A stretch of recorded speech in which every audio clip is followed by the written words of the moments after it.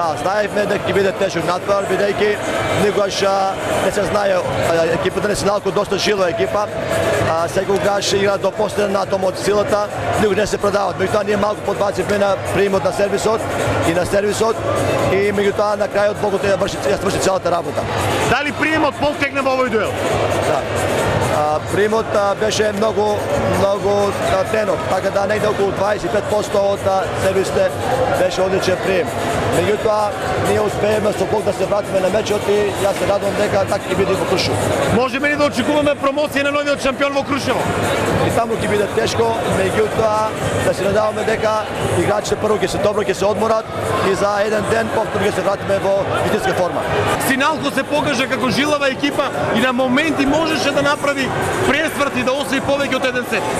Значи јас уште во Крушево најавив дека не идиме овде со бело знаме и дека ќе се бориме до крај. И уште мојата изјава е оптек, значи уште не е се готово. Им честитам на одбојкарите од Струмица, на раководството нивно, значи презадоволен сум од се. Само штета што салава беше претесна, премала, нека се замислат дали вреди во ваква мала сала да се игра каде што има многу влага. Не барам оправдување за поразот, само мислам штета можеше да се одигра во големата сала и да биде се на подруг начин и на поубав.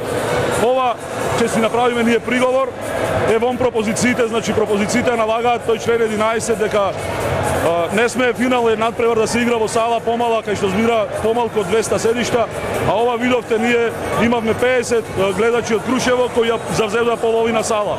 Значи немам коментар. Сепак честитки, победата им е чиста како солза и им честитам. Им посакувам успех понатаму. Третиот надпревар се игра во Крушево. Во оној прв надпревар покажавте заби пред своја публика. Од 2:0 се вративте во игра. Што може да очекуваме веќе во среда? Па јас мислам дека од 2:0 пак ќе се вратиме на 2:2, мислам во победи. Имаме во Крушево утакмица, имаме наредна во петок тука, па после се надевам финалето во недела да се игра во Крушево.